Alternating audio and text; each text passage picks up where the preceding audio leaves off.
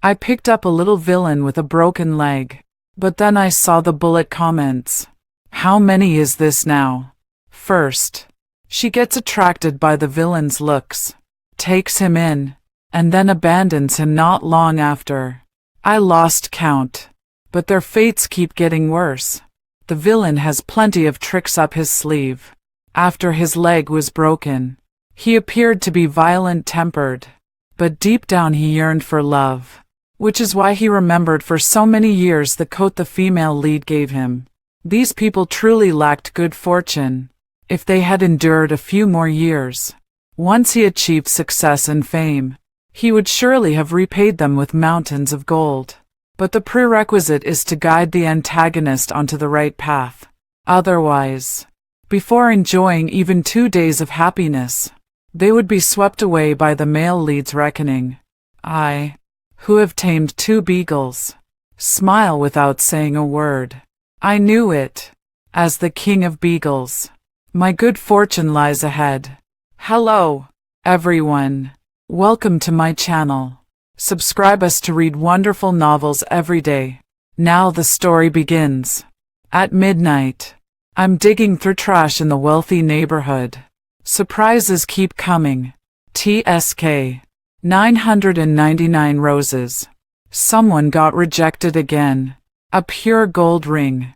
Well, it fits perfectly only on the middle finger. Ha! Why is there a wheelchair being thrown? My gaze followed. And only then did I notice someone lying beside the wheelchair. A young man with curly hair, pale complexion, and a high-nose bridge. Looks like they're 3 or 4 years younger than me. Kid, is that wheelchair yours? If not, I'm taking it. They opened their mouth to speak, but their voice was too weak. I couldn't make it out. I took 2 steps closer. Under the moonlight, the boy's jawline was as sharp as if carved by a knife. It seemed to be the result of long-term malnutrition, but his looks were truly extraordinary. Despite being so thin, his face didn't sag, and at such a young age, he was devastatingly handsome. In a few years, if I sell it, I should be able to make a lot of money. Thinking this, I quickly shook my head, stopping my utterly unethical money-grubbing thoughts. Ha! What did you say? I didn't quite hear you. Sis. Get out! The boy suddenly opened his eyes, his Adam's apple bobbing up and down. I noticed the pure gold pendant around his neck, engraved with the word, Evan. Evan. A teenage prodigy from a wealthy family. A car accident 6 months ago took both his parents and his lower legs, and his family's assets were seized from then on. He began moving between the homes of various relatives. Recently, it seems he moved into the home of Rita, the school beauty. I lowered my gaze and sure enough spotted the latest Meow Meow jacket draped over Evan's lap. The long-melted chocolate ice cream beside it was slowly oozing toward the fabric. What a waste! I instantly snatched up the jacket, dusted it off, and started calculating how much I could sell it for secondhand. A barrage of comments suddenly flashed before my eyes. Such a pitiful little villain, not wanting to trouble others to help him use the bathroom at the female lead's house. He went without food or drink for 2 days. Who would have thought he'd still end up abandoned? It's all because the female lead insisted on making him eat ice cream, teasing him and then running away, that he ended up losing control on his way to the bathroom. Only then did I notice. Evan's gray sweatpants were stained with a dark patch. The jacket in my hand was most likely Rita's attempt to cover him up. Give it back.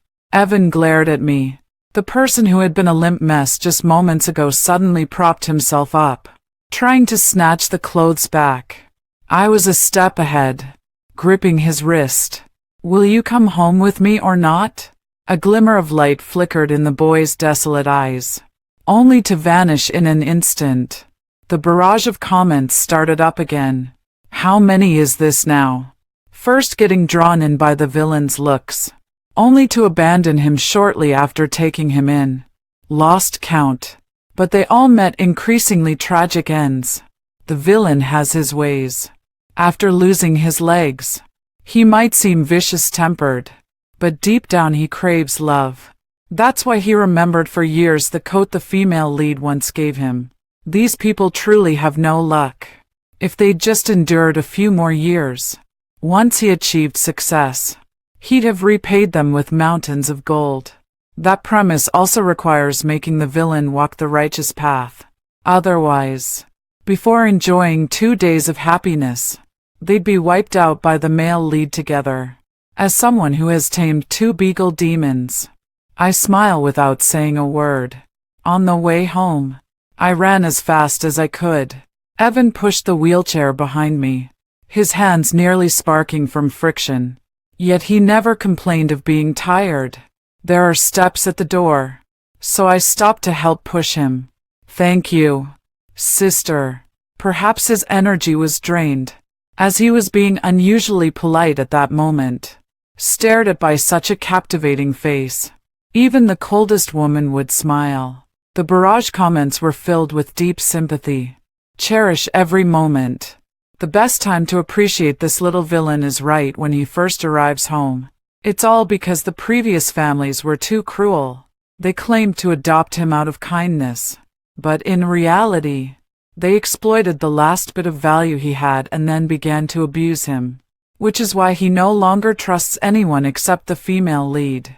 His eyes are those of an angel, but his heart is that of a devil. Thinking about how the villain will soon release his pet snake to scare people, I'll mourn for the cannon fodder female supporting character 1 second in advance. I didn't say anything, just silently opened the door. 2 beagles with full eyeliner excitedly pounced towards me.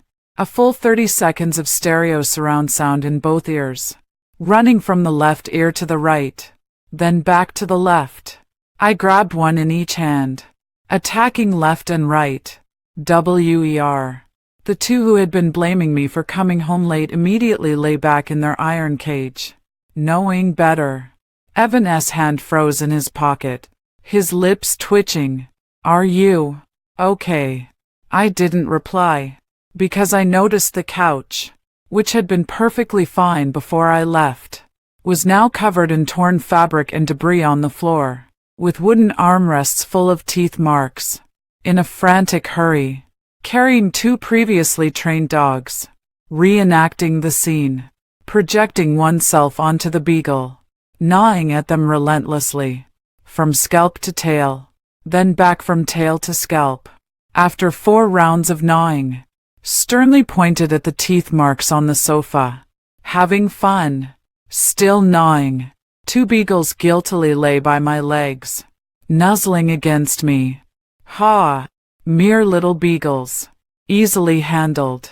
Realizing Evan was still at the door, I waved at him with a loving smile. It's okay. It's okay. Come on in. Don't worry. They don't bite. I know. But you. Evan hesitated. But in the end, I managed to invite him into my nearly empty home. The room was bare and easy to take in at a glance, so all I had to do was introduce him to the family members. The taller one here is Cheese. The more expressive one is Les. As for me, I'm a few years older than you. I patted my chest and proudly declared, from now on, you'll be my little brother. Call Polly. At 2 a.m. Evan refused to let me help with washing up. I don't like to force things. All right. Since you're not sleepy, come walk the beagle with me. Evan frowned slightly, looking down at the wheelchair beneath him, then hesitantly pointed at himself. Walking the dog. Me. Who else? I helped him down the steps, gazing at the desolate residential area. Evan, this is normal for our family. You'll need to get used to it. You just wheel ahead.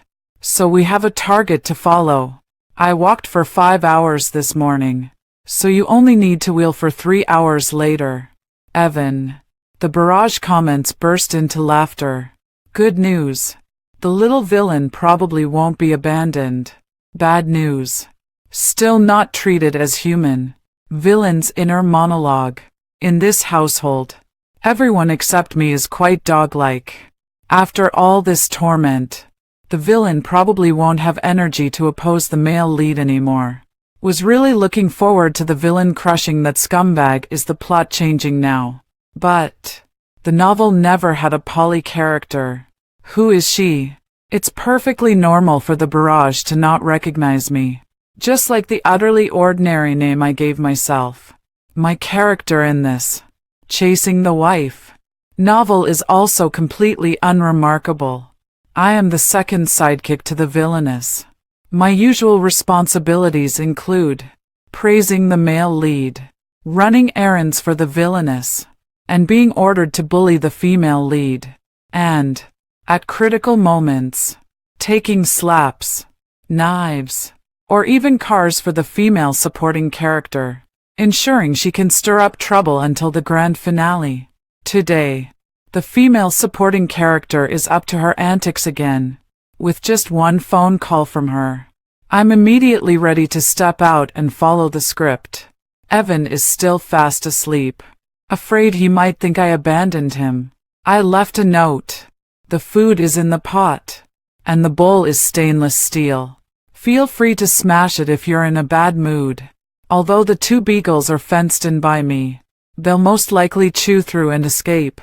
So I added 2 more lines of reminder. If the beagle tries to steal your food, remember to play my tisk sound clip. If it's really uncontrollable, you must call me. When I rushed to the scene, the female supporting character was already tapping her high heels impatiently. What's going on today? I immediately knelt in apology. No choice. In our line of work, you've got to have sharp perception. The barrage comments appeared again. Famous scene ahead. The male lead fiercely protects his wife, brutally punishing the female rivals. Lackey. Hiss. The workload today is no joke. My eyes rolled around as I shamelessly clung to the supporting female character's leg. Sis. After we finish work, could I beg you for a little something? I heard Dad owns a private hospital. Could you maybe? Before she could finish speaking, the supporting female character instantly raised her hand and slapped Rita across the face. How dare someone like you try to seduce George? Your family went bankrupt 3 years ago. The only reason you're still being taken care of is because George's grandpa is honoring the engagement. Her slender, pale finger jabbed at Rita's forehead. As a person, you should at least have some sense of shame. I stood there with my arms akimbo alongside sidekick No. 1, quickly chiming in. That's right. Shameless. George and Arsandra are childhood sweethearts. Know your place and call off the engagement. Amidst a chorus of fangirl screams, the male lead George appeared with his entourage. Who dares? His gaze fell upon Rita's swollen face, his brow furrowing. Did you hit her? Damn it. Does his conscience not ache when he says the word? You. In plural. George gave a signal, and I was shoved to the ground by his lackeys. A resounding slap followed. My right cheek swelled up high, the taste of blood spreading in my mouth. Even though I'm just following the script, why do my eyes and throat feel so sore? Never mind. At least the supporting female character kept her promise and got me a prosthetic limb from her father's hospital. Although it was used by someone else, and although it doesn't perfectly match Evan's size, it's the only one I can afford through connections right now. Evan happened to video call me. After a night's sleep, the hostility on his face had lessened somewhat. Pressing down on the 2 beagles under the dining table, his lips curled slightly as he shared with me. Sis, your voice messages were actually quite helpful. I felt proud, picking up the newly acquired prosthetic limb. Big Sis got you something even more useful. I thought he would be happy, but Evan's smile froze. He leaned closer to the screen, noticing the injuries on my face, clenching his fists silently. His voice turned hoarse. Who did this? Got beaten up yesterday. So the female lead gave me a day off. Woke up to find it was already 2 p.m. Crap. Forgot to walk the dog. Feeling the damp buckwheat pillow that was almost sprouting. My heart turned cold. I leaned in and sniffed it. Thank goodness. It wasn't a beagle's urine. Just my tears. Recently, my finances are tight, and I really can't afford to buy a new pillow. With my hair sticking up like a bird's nest, I walked toward the kitchen where a delicious aroma was wafting from. Evan is cooking. 2 beagles surprisingly didn't bite the fence today and are anxiously battling with Evan's roughly programmed robotic dog. Seeing me go out, it hurriedly rushed over. The continuous "where were" sounds, as if saying, "Endure. I think I see Grandma." "Sis, eat," Evan called me. He was still in a wheelchair, but I noticed obvious bloodstains on the prosthetic limb placed in the corner. What a kid who cares too much about saving face. Yesterday, I got the prosthetic limb back. Evan kept saying, "Don't meddle in my business." But secretly, he's been practicing with it. But judging by the amount of blood, he was really ruthless with himself. I sighed softly and picked up a shrimp for him. "Eat more. You're too thin."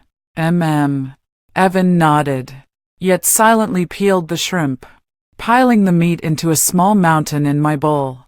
The cheese on the table stuck out its tongue, trying to quickly snatch one. But with a hiss from me, it panicked and fell onto the phone. The screen lights up. Key news. Air George suffered an asthma attack and was rushed to the hospital for emergency treatment. A freshman male student got drunk late at night, accidentally fell from the rooftop, and fell into a coma. Each one sent chills down my spine. George, why did he suddenly have an attack? Isn't this male college student the same lackey who slapped me yesterday? Recalling the bloodstains on the prosthetic limb, I abruptly stood up. "Evan, what have you done?" I got up too quickly and my arm hit the sharp corner of the table that had been gnawed into points by the cheese. Bright red blood beads began oozing out. Evan hurriedly grabbed a stack of tissues to stop the bleeding for me. "No need." I pulled my arm from his grasp. "With the way you're stirring up trouble, we'll end up dead at the hands of the Fu family sooner or later. What's the point in stopping the bleeding?" Evan's hand froze midair. He lowered his head, his expression unreadable. His tone carried a barely suppressed sense of loss. "Sis, are you abandoning me?" The barrage couldn't hold back anymore. The plot is finally getting back on track. The minor antagonist is abandoned once again, completing a crucial step before turning to the dark side. Am I the only one who feels a bit sorry? The cannon fodder female supporting character was one of the few who showed warmth to the antagonist. Seeing her bullied and crying all night, isn't revenge the natural reaction? Upstairs, comment 1. Who knows how much blood the little villain shed while desperately practicing walking with those ill-fitting prosthetic limbs just to confront the male lead and his lackeys. Just thinking about it shows incredible perseverance. It's no use feeling sorry for him. The Fu family is about to come knocking to demand answers, and the villain will be locked in a dark room and tortured for a whole year. The real-time barrage comments are making me anxious. Idiot Evan. You. I wanted to ask if he was in pain, but my voice was cut off by urgent knocking at the door. Through the peephole, I saw the Fu family's butler and 2 bodyguards standing menacingly outside. Evan had somehow moved his wheelchair beside me without me noticing. He clumsily yet stubbornly wrapped my wound with a tissue. "I'll take responsibility for my own mistakes and won't drag you into it." As he spoke, Evan reached for the doorknob. I pulled him back. "This family's burdens aren't yours to bear. Don't leave the room without my orders. If you disobey this time, I'll really abandon you." I pushed Evan into the room, throwing the prosthetic limb in after him. And I mean if I can't stop him, he could still put on the prosthetic and jump out the window. Just the first floor. No big deal. my hands trembling. I opened the door. After all, he was the butler of a wealthy family. He wasn't as barbaric as I had imagined, barging in to search every nook and cranny for someone. Instead, he presented the property deed, making it clear in a straightforward manner. Hand them over, or get out. All right, I'll get out. The butler nodded in satisfaction at first, but upon processing the latter part of my response, his expression instantly darkened. He sneered mockingly. Are you sure? To pay such a high price for someone disabled you've known for less than 3 days.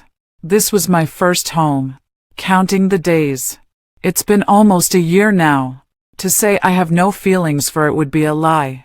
But before this, I've lived under bridges, slept on park benches, and pulled all-nighters in internet cafes.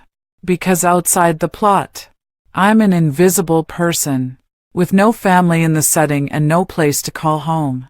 If I hadn't found Cheese and Lily, and didn't want them to wander anymore, I wouldn't have rented this house. But a house is just a house. How could it compare to family? You're refusing a toast only to drink a forfeit. The butler gave a signal with his eyes, and the 2 bodyguards lifted their chairs, ready to smash the door. By the way, you'll have to compensate for the damaged door at its full price. And don't even think about getting your deposit back. Fortunately, I had a backup plan. With a whistle, 2 Beagles, who had been holding it in the bathroom for a long time, dashed out in a flash. Ah, what the hell is that? The butler screamed. The bodyguard's face contorted. Well, those were 2 Beagles, covered in shit, not having burned off their energy all day, with eyes shining like they came straight from hell. After chasing off the bad guys, the 2 Beagles were still pumped. The big ears frantically flapped themselves. Shit splattered all over the ceiling. All right then. The deposit is completely gone for good this time. I made a shushing gesture. They finally showed some sense and toned down their movements, though their mouths never stopped. I pinched both their snouts and yelled, Evan, come wash the dogs. I noticed Evan is truly exceptionally hardworking. He would do anything as long as he wasn't abandoned. 2 Beagles were washed clean. When it was his turn to wash, the power at home had already been cut off. Only cold water remained. It's so hot. No air conditioning. No fan. I move closer to 2 Beagles whose tails are wagging furiously, trying to cool down. But I still can't stand the summer heat. Does this feel any better?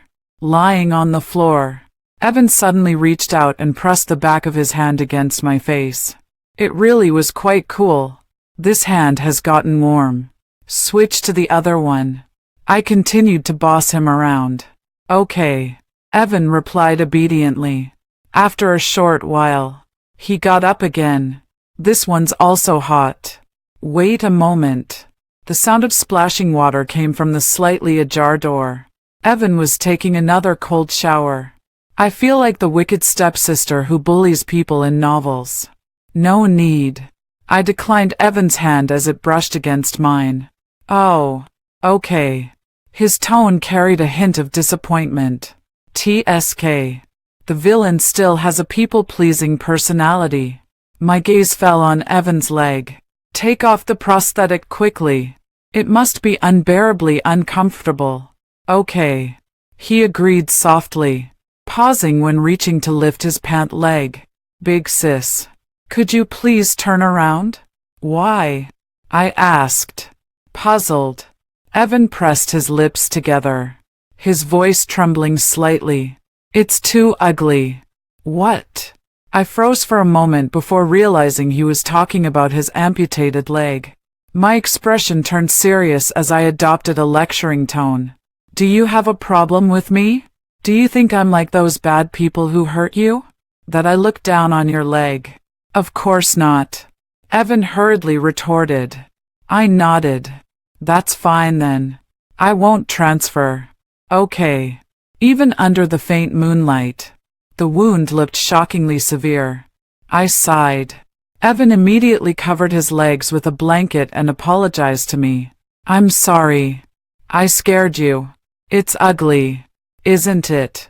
My eyes stung. I shook my head slightly, tears falling with the motion. No, it's not. When I have money, I'll get you the best and most suitable prosthetic limbs, so you won't have to suffer so much anymore. The boy's eyes suddenly lit up. With a determined expression, he replied, I will. I'll make sure you have lots and lots of money. Good night. Evan gently touched my hand resting on the edge of the bed with his fingertips. My face suddenly felt even hotter. It must be because I'm about to have lots and lots of money. Hee hee. The wealthy students at school are organizing an adventure summer camp. To be honest, I've been tempted for a long time. This could earn extra credits, which would be helpful for scholarships and guaranteed graduate admissions. There are probably only two types of people who can participate: those who can sponsor the summer camp, including but not limited to chartering flights, hotels, clothing, venues, etc., or perhaps being on good terms with the children of board members.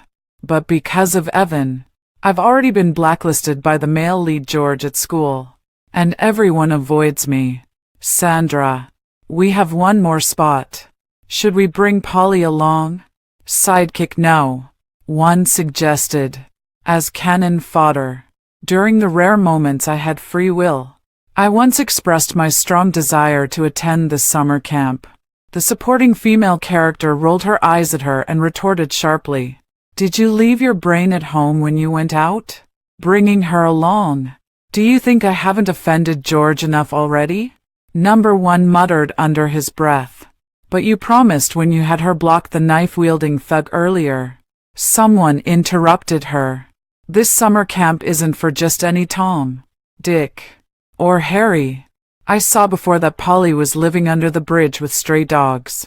The person crossed their arms and shook their head in disgust. She must be covered in germs. So filthy. How can you talk about a girl like that? Rita came over to help me out. Join if you want to. Don't let them affect you. The supporting female character instantly ignited her fighting spirit, ready to shoot down all adversaries, whether former enemies or allies. Turning to Rita, she sneered with a smirk. Oh, saintly one. Since you're so kind-hearted, why don't you go ask George for a spot? Rita remained silent. She and George recently had a fight and are currently giving each other the cold shoulder. The female supporting character shot me a sidelong glance. You have no connections or money. What kind of pipe dream are you having? Thinking you can enjoy the same resources as us? The phone screen suddenly lit up. Your account has been credited with $100,000. Balance $100,078. Evan sent me a message. Sis, did you get the money? Hit the limit today. Just send some pocket money first. Feel free to use it. When the class monitor took the final head count of participants, I raised my hand. I'll join. I can sponsor the hotel. The supporting female character looked extremely displeased. George was also quite displeased. Originally, for such events, the Horace family should have been the main sponsor. But this time a mysterious figure from the board beat them to it. He suspected someone was trying to curry favor with Rita.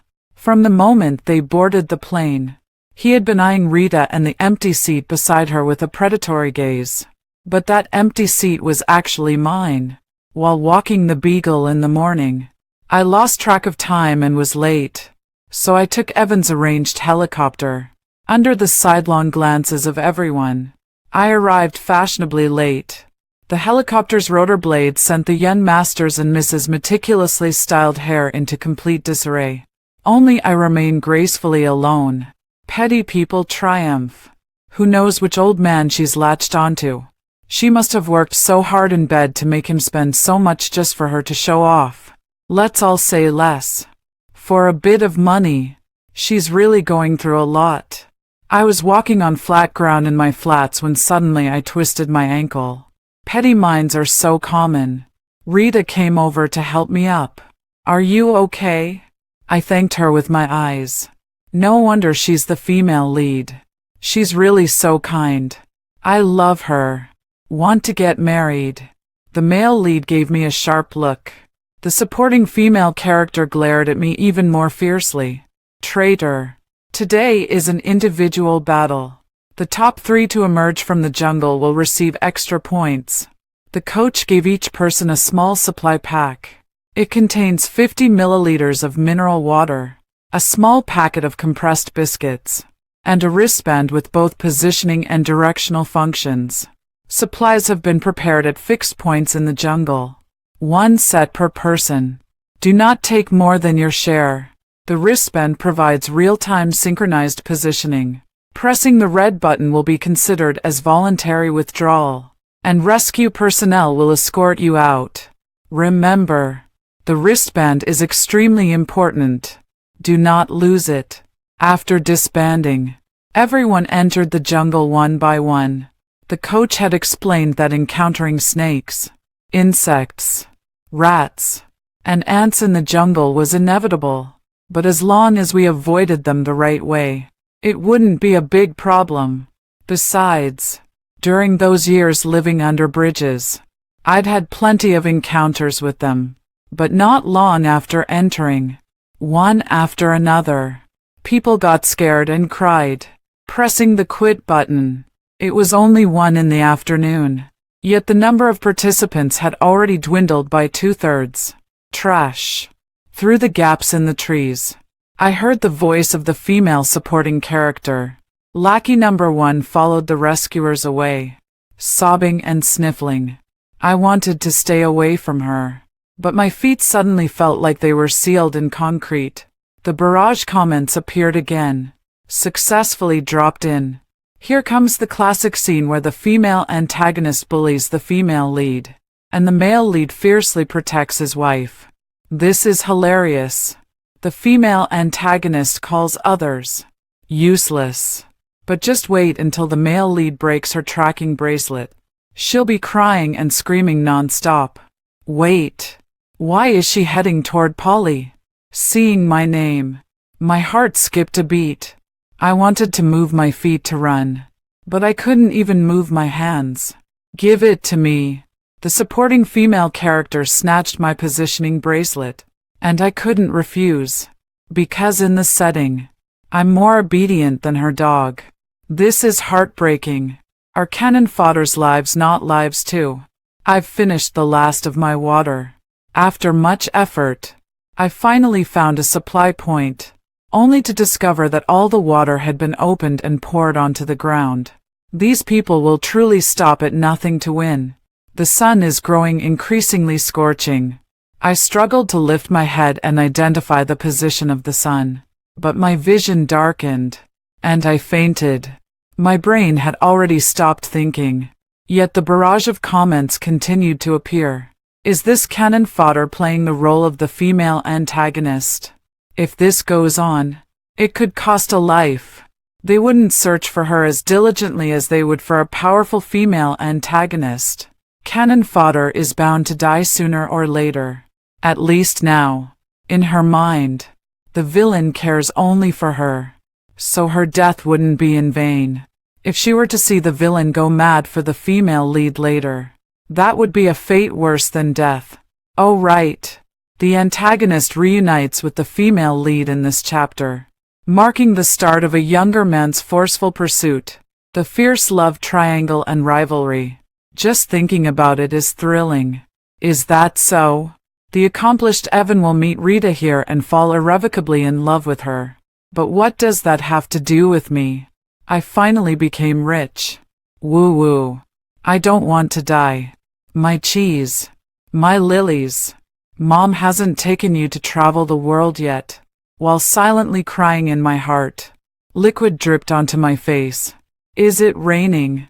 Heaven has eyes. I quickly opened my mouth to catch it, and at the same time, Opened my eyes. Luckily, I opened my eyes. Turns out it wasn't rain, but cheese drool.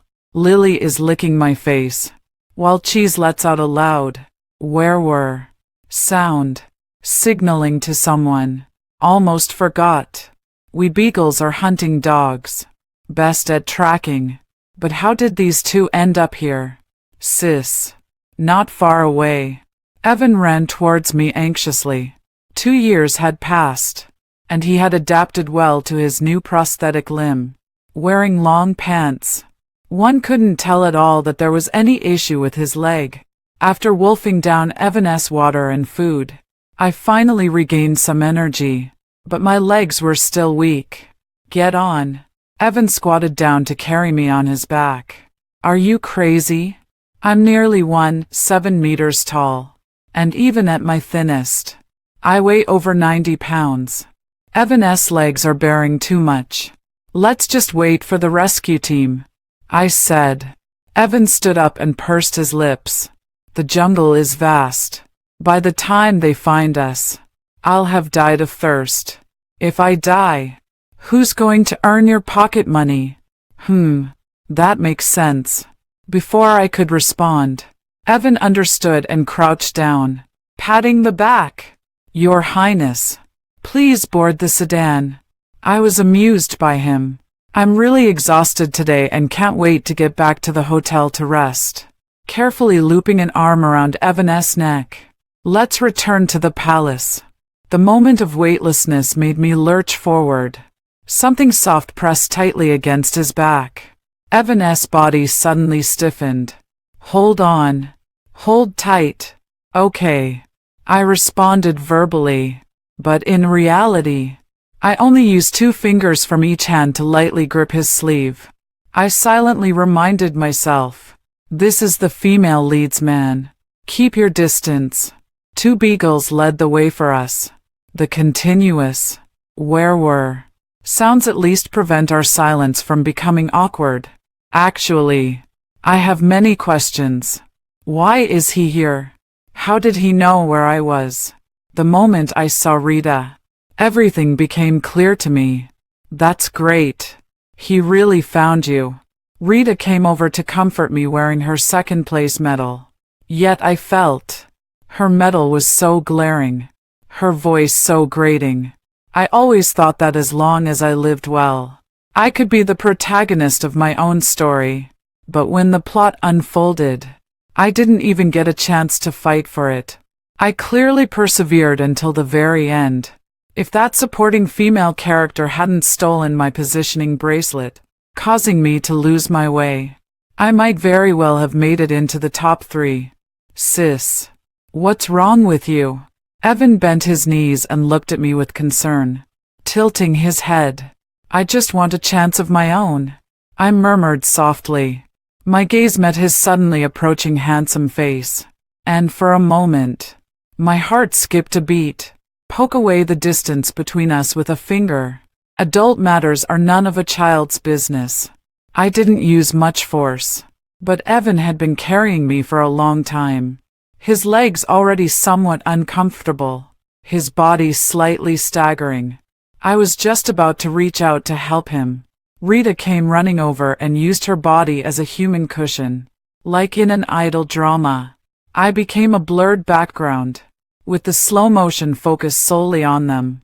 I stood dazed for a long time before Rita's voice snapped me out of it. She scolded me in a coquettish tone. You should be more considerate of your brother's health. Evan, go to my room.